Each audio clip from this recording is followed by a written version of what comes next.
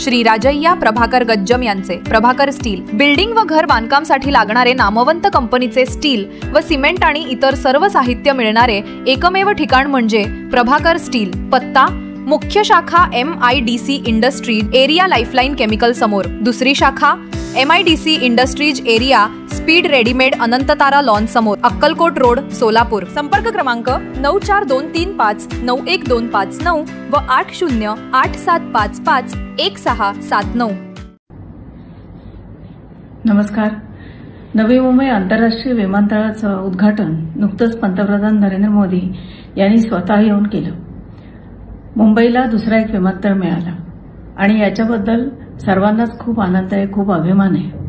खूप चांगली गोष्ट झाली, कारण मुंबईचं जे विमानतळ होतं त्याच्यावरती प्रचंड असा ताण येत होता। हे विमानतळ जे सुरू झालं त्याचं सर्वच्या सर्व श्रेय हे माननीय नरेंद्र मोदी यांना काही जण देत आहेत। त्यांना श्रेय देणं हे योग्यच आहे, पण एखादं विमानतळ जर बांधायचं असेल तर ते काही 6 वर्षात 8 वर्षात होऊ शकत नाही। नरेंद्र मोदीजी यांनी 2018 मध्ये या विमानतळाचं भूमिपूजन केलं होतं। 2018 ते 2025 म्हणजे जेमतेम 7 वर्षात एक मोठं विमानतळ, आंतरराष्ट्रीय विमानतळ बांधून होऊ शकतं, यावर तुमचाही विश्वास बसणार नाही। आणि म्हणून या नवी मुंबई विमानतळाची प्रक्रिया कधीपासून सुरू झाली, त्याचे काय काय टप्पे झाले, त्याची तुम्हाला माहिती देणं मला आवश्यक वाटते। तर नवी मुंबई इथे जे विमानतळ झालं त्या विमानतळ तिथे बांधावं असं विचार 1987 साली म्हणजे 1997 साली सुरू झाला। याचं कारण मुंबईच्या विमानतळावर खूप ताण येत होता आणि म्हणून आणखीन एक पर्यायी विमानतळ बांधावं असा विचार केंद्रामध्ये सुरू झाला। हा विचार जेव्हा सुरू झाला तेव्हा केंद्रामध्ये इंद्रकुमार गुजराल यांचं सरकार होतं।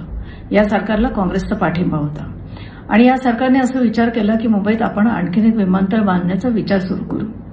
हा विचार सुरू झाल्यानंतर 1 वर्ष झालं आणि 1 वर्षानंतर असा एक प्रस्ताव पुढे आला की आपण मांडवा रेवस या ठिकाणी हे विमानतळ, दुसरं विमानतळ बांधू शकतो। मांडवा रेवस येथे विमानतळ बांधण्याचा सगळा प्रस्ताव तयार झाला, पण तेव्हा असं लक्षात आलं की मांडवा रेवस इथे जी जागा उपलब्ध होती ती जागा फारच कमी होती आणि त्यामुळे जर इथे विमानतळ बांधलं तर तिथे फक्त एकच धावपट्टी होऊ शकते। आपल्याला एक आंतरराष्ट्रीय दर्जाचं विमानतळ गरजेचं होतं आणि त्यामुळे मग मांडवा आणि रेवस हा जो प्रस्ताव होता हा प्रस्ताव फेटाळला गेला। त्यानंतर पुन्हा विचार सुरू झाला की मग आणखीन कुठली जागा असेल की जिथे असं मोठं विमानतळ बांधता येईल आणि ह्याच 2000 साली दुसरा एक प्रस्ताव सिडकोने दिला आणि सिडकोने असा प्रस्ताव दिला की नवी मुंबईमध्ये प्रचंड मोठी जागा आहे, तर ह्या जागेवरती आपल्याला विमानतळ बांधता येईल। या प्रस्तावावर विचार सुरू झाला। एक लक्षात घ्या तुम्ही की कुठेही जर विमानतळ बांधायचं असेल तर त्याच्या सर्व बाजूनी त्याचा विचार व्हावा लागतो आणि त्यामुळे हा जर जेव्हा प्रस्ताव आला नवी मुंबईचा तेव्हा त्याची आर्थिक बाजू की इथे विमानतळ बांधलं तर ते आर्थिकरित्या वायबल होणार आहे की नाही आणि एक तांत्रिक बाजू असते, तर त्या तांत्रिक बाजूमध्ये हे विमानतळ इथे जे बांधलं जाणार आहे त्याच्यासाठी सर्व तांत्रिक गरजा ज्या आहेत ते पूर्ण होऊ शकतात की नाही याच्याबद्दल विचार करणं गरजेचं होतं आणि त्यामुळे एक तांत्रिक अहवाल आणि एक आर्थिक अहवाल असे 2 अहवाल करण्याचा निर्णय झाला। त्यानुसार याच्याबाबत हा अहवाल तयार झाला। तांत्रिक आणि आर्थिक अहवाल झाल्यावर हे विमानतळ कसं असेल याचा एक आराखडा करणं पण गरजेचं आहे आणि त्यामुळे एक आराखडा पण तयार झाला। हे सगळं कधी झालं? 2000 साली। 2000 साली हे सगळं तयार झाल्यानंतर 2008 मध्ये म्हणजे 2000 ते 2008 मध्ये हा सगळा अहवाल तयार झाला आणि हा अहवाल तयार झाल्यानंतर तेव्हा आपले महाराष्ट्रात मुख्यमंत्री होते विलासराव देशमुख, काँग्रेसचे मुख्यमंत्री होते आणि काही काळानंतर आपले दुसरे मुख्यमंत्री आले काँग्रेसचेच अशोकराव चव्हाण। त्यांच्यापुढे हा प्रस्ताव मांडण्यात आला म्हणजे विमानतळाचा आराखडा, त्याचा तांत्रिक अहवाल, त्याचा आर्थिक अहवाल हे सगळं या 2 मुख्यमंत्र्यांपुढे मांडण्यात आलं आणि मग या मुख्यमंत्र्यांनी या प्रस्तावाला मंजुरी दिली। असं ठरलं आता की आपला नवी मुंबईत एक आंतरराष्ट्रीय विमानतळ बांधायचं। हे विमानतळ कसं बांधायचं, कारण खर्च खूप प्रचंड असतो या विमानतळांचा, त्यामुळे असं ठरलं की पब्लिक प्रायव्हेट पार्टनरशिप करू आपण आणि पब्लिक प्रायव्हेट पार्टनरशिपमध्ये हे विमानतळ आपण बांधू। ही सगळी प्रक्रिया होईपर्यंत, इथपर्यंत प्रक्रिया होईपर्यंत 2008 उजाडलं। 2008 उजाडल्यानंतर आणि हे मंजूर झाल्यानंतर असं ठरलं की हे विमानतळ आपण 3 टप्प्यात बांधू। म्हणजे पहिल्या टप्प्यात 2 कोटी प्रवासी जातील एवढं बांधायचं आणि शेवटचा जो तिसरा टप्पा होता त्या तिसऱ्या टप्प्यात 9 कोटी प्रवासी इथून जाऊ शकतील, प्रवास करू शकतील असं मोठं विमानतळ बांधायचं.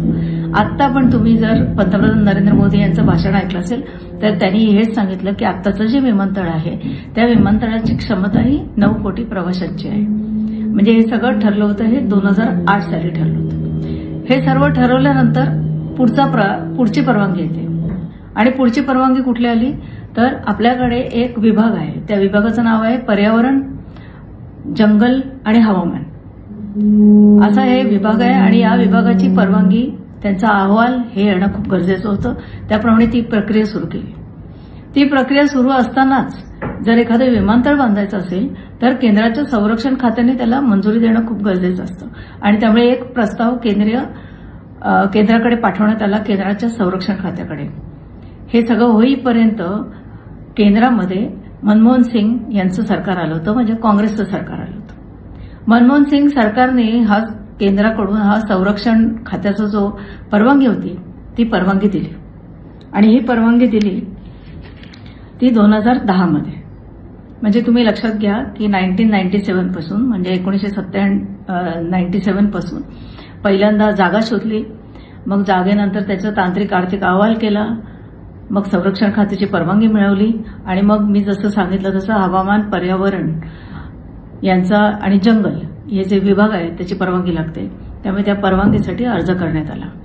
हे सगळं होईपर्यंत 2011 मध्ये काय झालं की पाण्यावरती, म्हणजे हे जर विमानतळ बांधलं तर तिथे जे पाणी होतं त्या पाण्यावरती त्याचा काय परिणाम होईल याचा अभ्यास करणं गरजेचं होतं.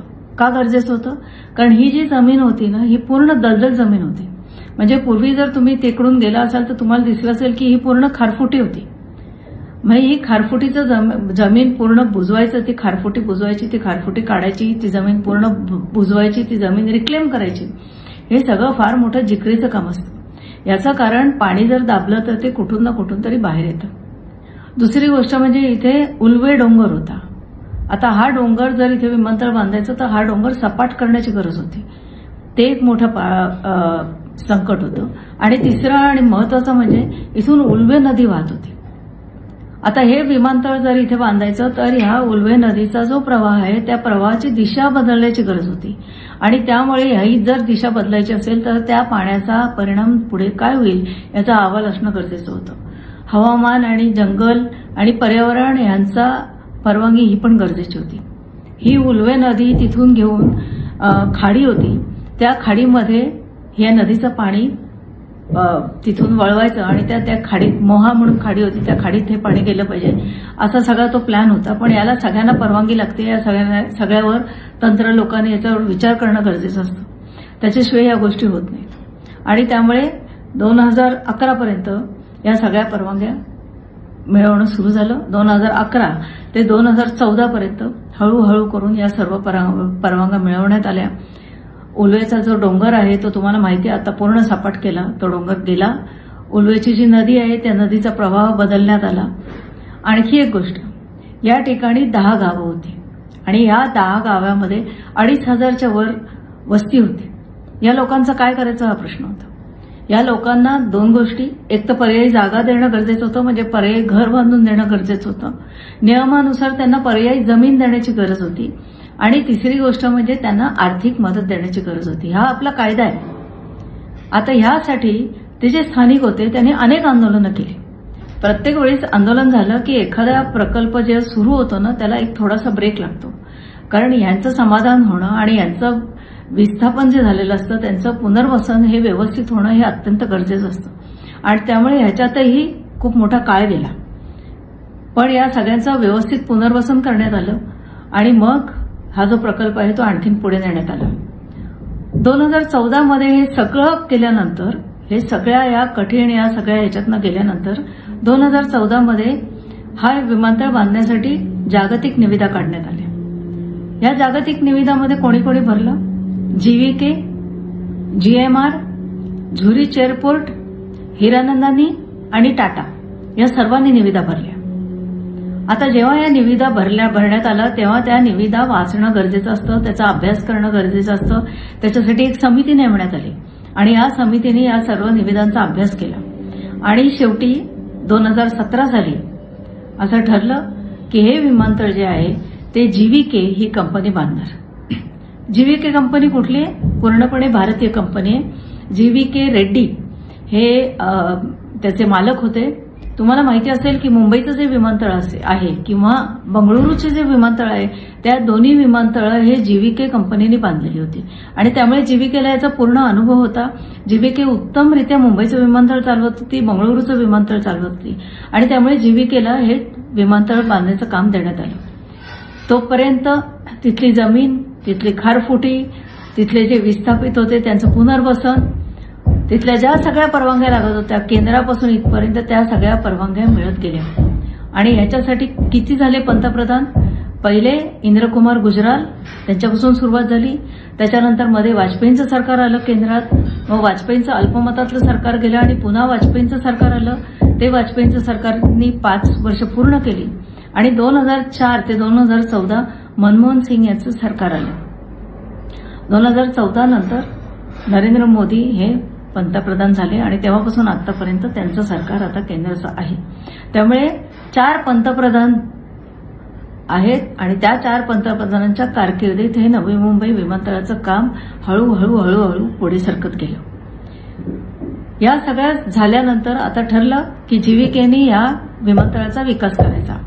2017 मध्ये त्यांना काम देण्यात आलं. मग त्यांनी काय केलं? त्यांनी 2 गोष्टी केल्या. एक तर विमानतळ बांधण्याचं काम हे आपल्या लार्सन अँड ट्युब्रो कंपनीला देण्यात आलं. पण नुसतं विमानतळ बांधायचं नसतं, त्याचं एक काहीतरी आर्किटेक्चर असतं आणि ते आर्किटेक्चरचं काम हे कुणाला द्यायचं याचा विचार सुरू झाला. आणि हे काम लंडन स्थित जाहा हदीद ही खूप मोठी आर्किटेक्चर फर्म आहे जी लंडन स्थित आहे आणि जाहा हदीद या इस्रायली महिला आहेत. त्यांनी अतिशय उत्तम, अतिशय सुंदर आणि अशा अगदी वेगळ्या वेगळ्या आकाराच्या अशा इमारती जगभरात बांधल्या आहेत. म्हणजे जर्मनीत आहेत, चायनामध्ये आहेत, अशा लंडनमध्ये आहेत, अशा वेगळ्या वेगळ्या इमारती त्यांनी बांधल्या. दुर्दैवाने जेव्हा आपण या जाहा हदीद कन्स्ट्रक्शन आर्किटेक्ट कंपनीला आपण जेव्हा हे काम दिलं तेव्हा स्वतः जाहा हदीद यांचं निधन झालं होतं 2016 मध्ये.